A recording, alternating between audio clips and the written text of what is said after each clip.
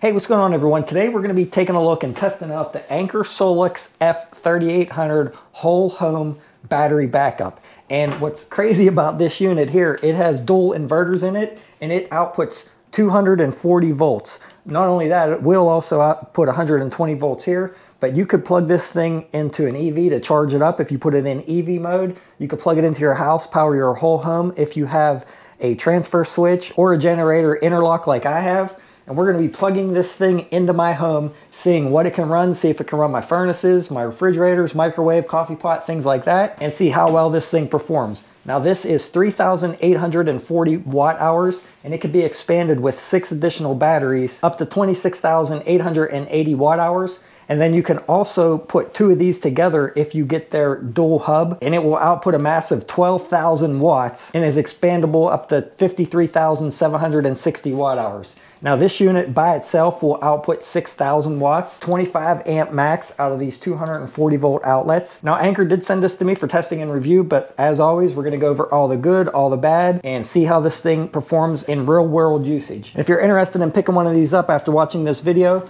I'll put links down below in the description to help you find it easily, as well as any coupon codes that I might be able to get to save you a few dollars. But without further ado, let's get this thing plugged into my house and see what it can power. All right, so this is my whole home generator backup input port here. It's from Generac. Now this has the L1430 input on it, which is the same as what that has. So I'm gonna use my extension cord here, plug it in, and I do have a generator interlock. I'll show you about that. That's all plugged in there. Now I'm gonna shut these off. I'm not worried about running those, especially since it's winter time here, and I doubt it would run both of them, but I am gonna try to run this mini split unit, which heats my upstairs, and it runs on 240 volts. And here are the specs, in case you're wondering. All right, so now down here in my main panel here, I have my generator interlock. To turn this breaker on, you have to flick this lever up. You have to shut off your main to be able to do that, because you never want to put power back into your main. This prevents any power coming in from my generator or solar generator or anything I plug into that port on the outside of my house. You cannot turn it on until you shut your main off and flick this up. Then it allows you to turn that on.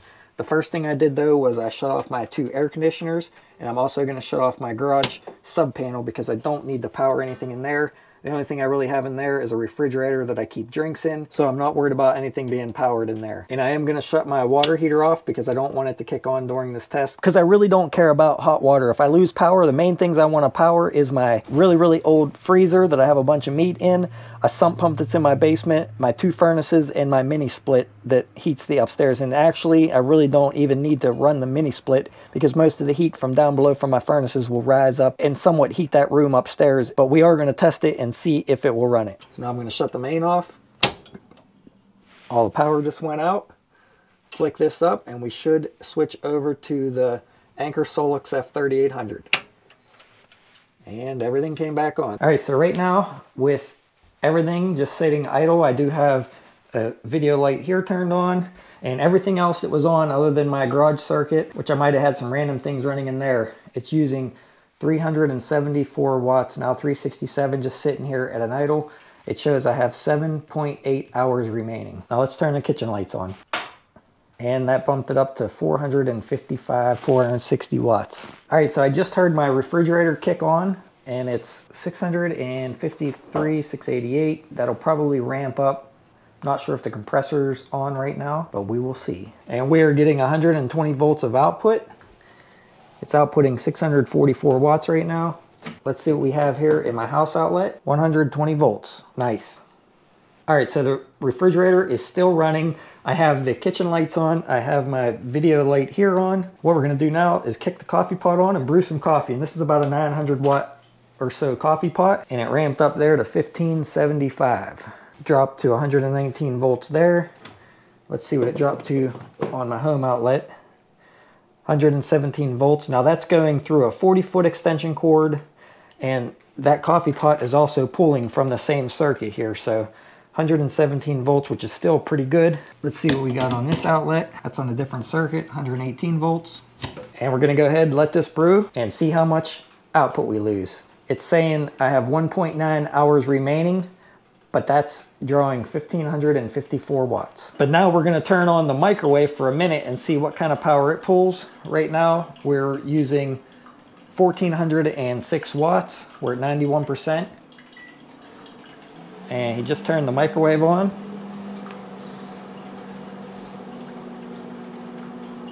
Took a second there to register. 2,957 watts. 2945. We're going to let that go for a minute, and you can see there we dropped to 0.9 hours. Let's see what kind of voltage we're getting now. 115 volts. Let's see from the unit here.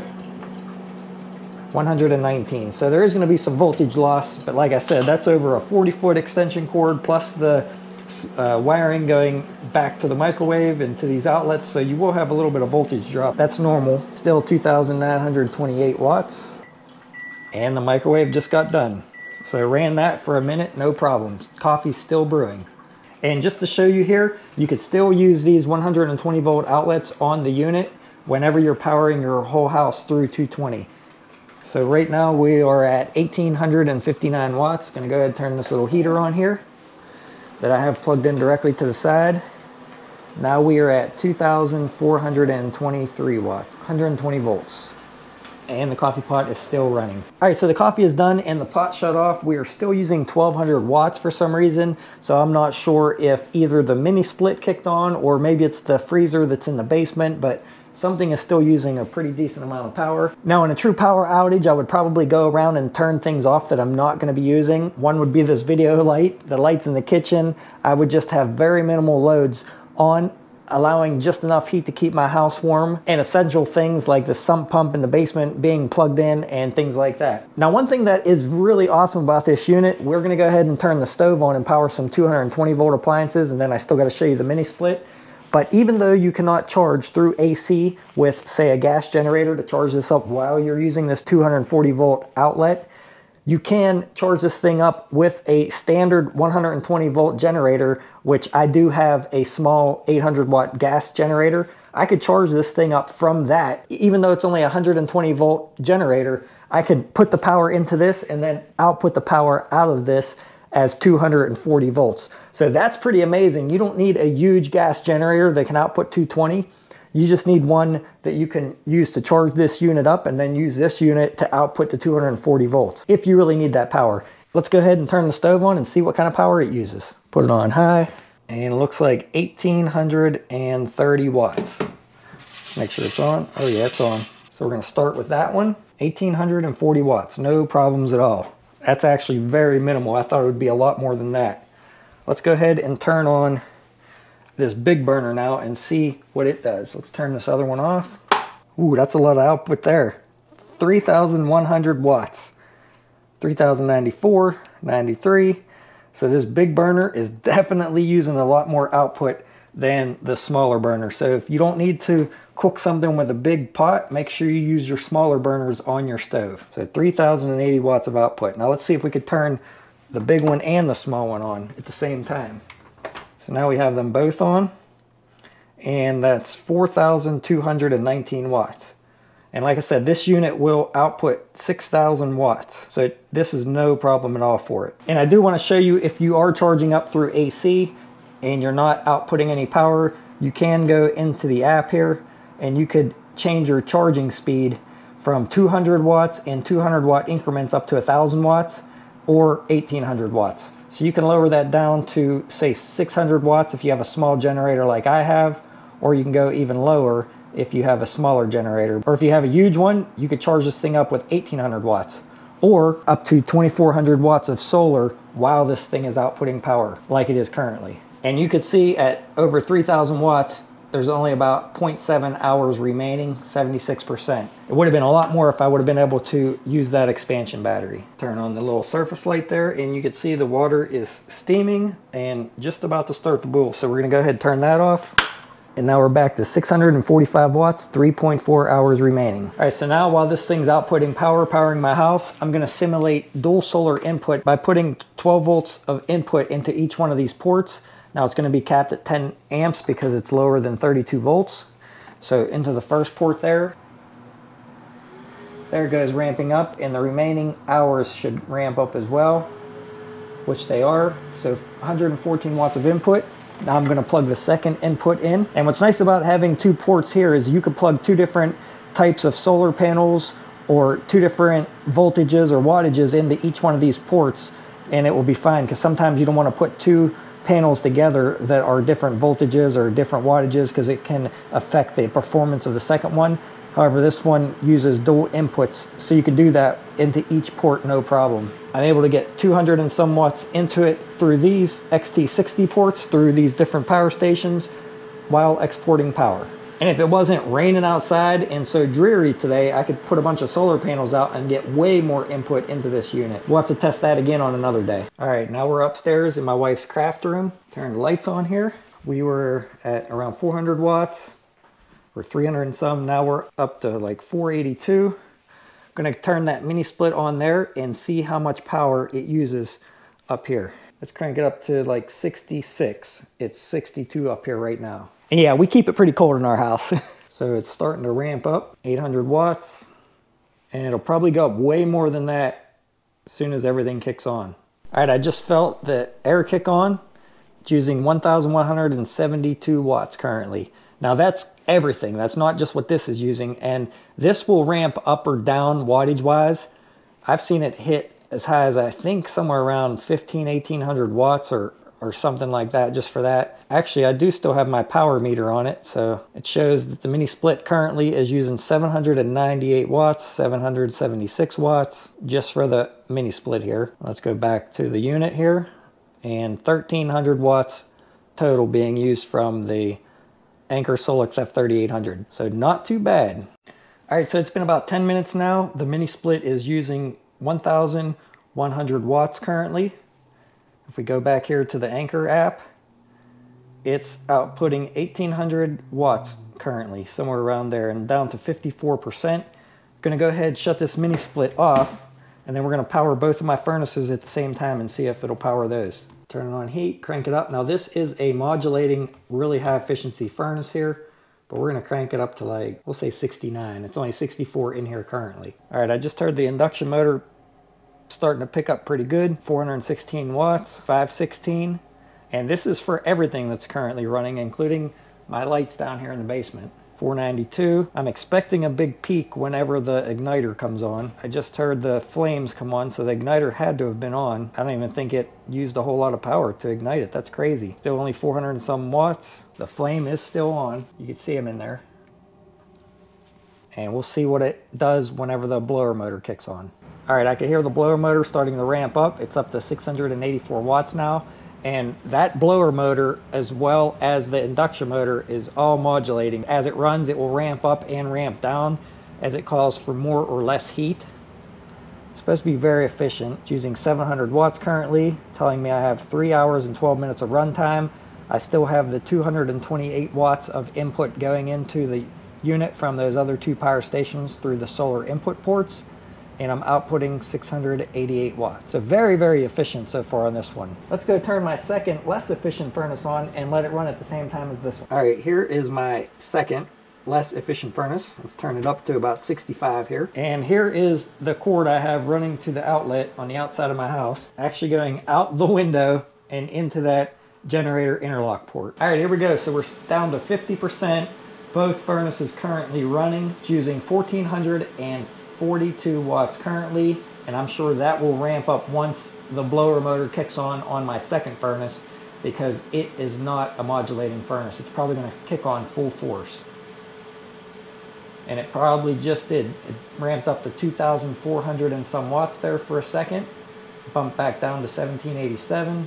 1,800, and it should be running both of them now. Not bad. That initial startup on that second furnace, though, did peak pretty high at 2,400. Still running both furnaces at 1,770 some watts, and still getting 120 volts. So that's awesome to see that it's running both of my gas furnaces super easily. I was very surprised that it's only drawing like 1,700 watts, and that's with running other stuff like my light I have on here, the kitchen lights, and whatever else is drawing power, like my router, my Wi-Fi, because that's still all on. Now just keep in mind, if you're using an electric furnace, you're not going to get a lot of runtime out of this. If you need to figure out how long stuff is going to run, you figure out how many watts it uses. For example, if you have something that's going to use 1,000 watts and you have 3,840 watts of capacity, it will probably run for around 3 hours because you do have some losses from the inverter when the inverter is on. In fact, when I did a capacity test with this, I charged up a lot of other power stations that I have from this unit, pulling anywhere around 900 to 1,500 watts. And then at the end, I dropped down to like 557 watts after I hit 10% because most of my power stations ended up getting fully charged.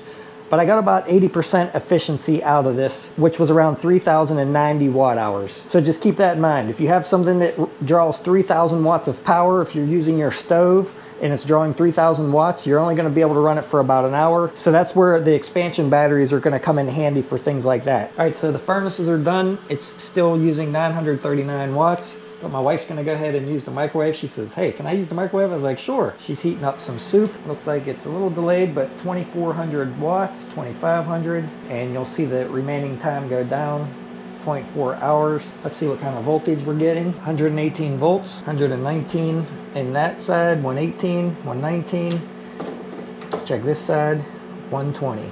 So the way I believe this works is there's an inverter for each set of outlets here.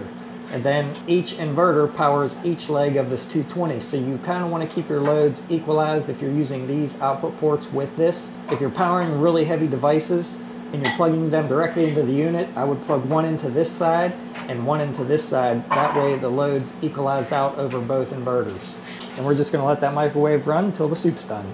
2, 1, and it's done. All right, now we're gonna put this thing really through its paces here and see what kind of power this thing can hold. And the coffee pot's also gonna cycle.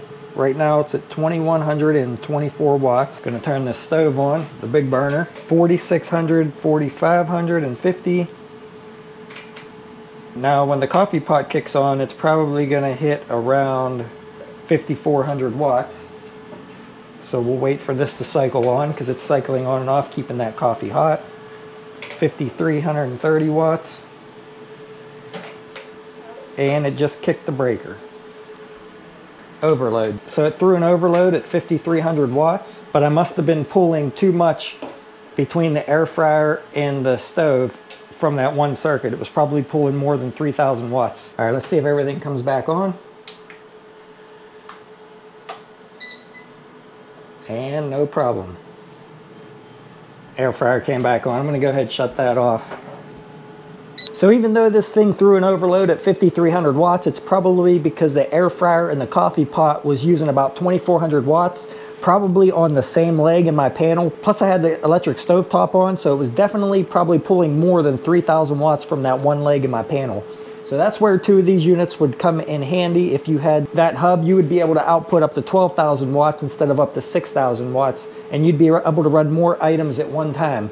However, in a true power outage situation, I'm not going to be running all this stuff at one time. I'm going to be trying to conserve energy, and if I'm using the stove, that's probably going to be the only thing I'm going to be using while I'm cooking. And then once that's off, I would probably do my coffee and maybe use the air fryer separately. I would not have all those things running at one time anyway. All right, here we go. We're gonna be taking power out of the 3 outlets on the left-hand side here. I have this plugged into the right side so you can see the voltage. Now that's gonna be off of one inverter. So let's fire up these heat guns here.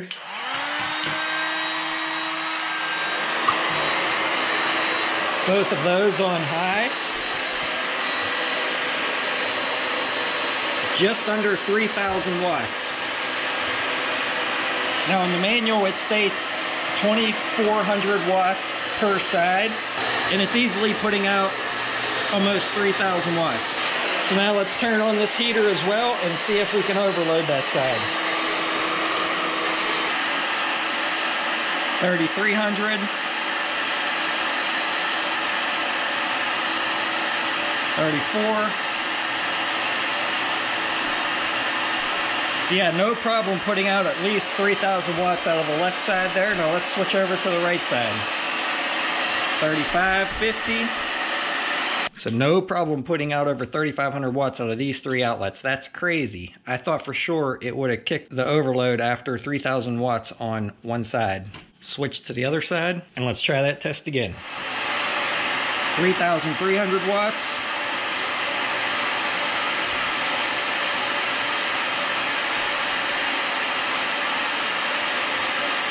3,500 watts, no problem.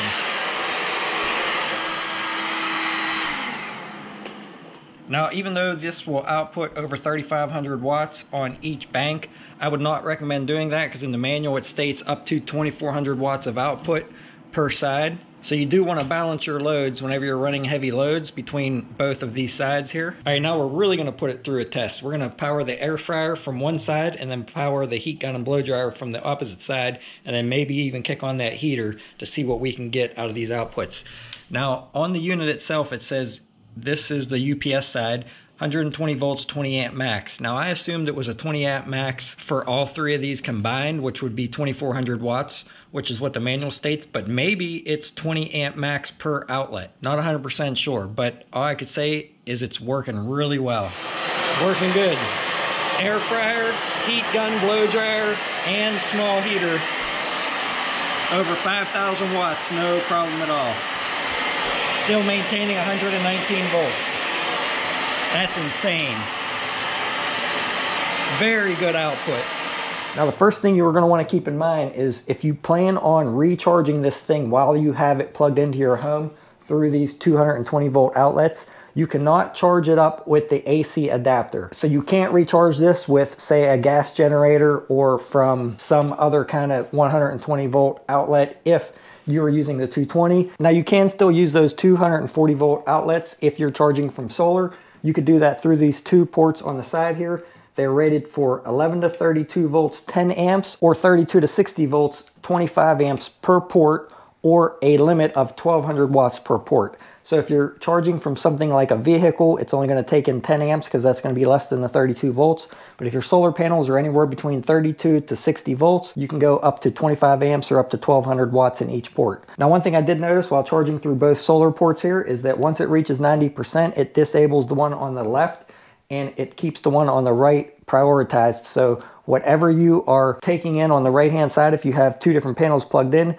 that's the input you're going to get. So you're going to want to keep your higher voltage, higher powered panels plugged into the right side here. Now, if you're only using the left, it will stay active, but as soon as you plug something into the right, if it's over 90%, it will disable this one. And another thing to keep in mind is you cannot charge through AC and solar at the same time. It will prioritize the AC. So if you're charging through solar and then you plug, say, a gas generator or something in to get a quicker charge through here, it will disable your solar inputs. So this is where you charge from your home up to 1,800 watts. And then you have your home port here for your smart panel, which will be coming out, I believe, in March. Now, I'm not 100% sure how that's going to work, but I think it integrates nicely and switches over, possibly automatic. I'll know more about that once it comes out. Hopefully, I can get them to send me one of those and I could see how it works, but I can't guarantee it. Down here is where you'll plug your expansion battery in. There's two ports on each battery, and each one of those batteries will plug into themselves. Now, if you want to charge this thing from 120 volt AC from either a generator or something like that, then you will still be able to use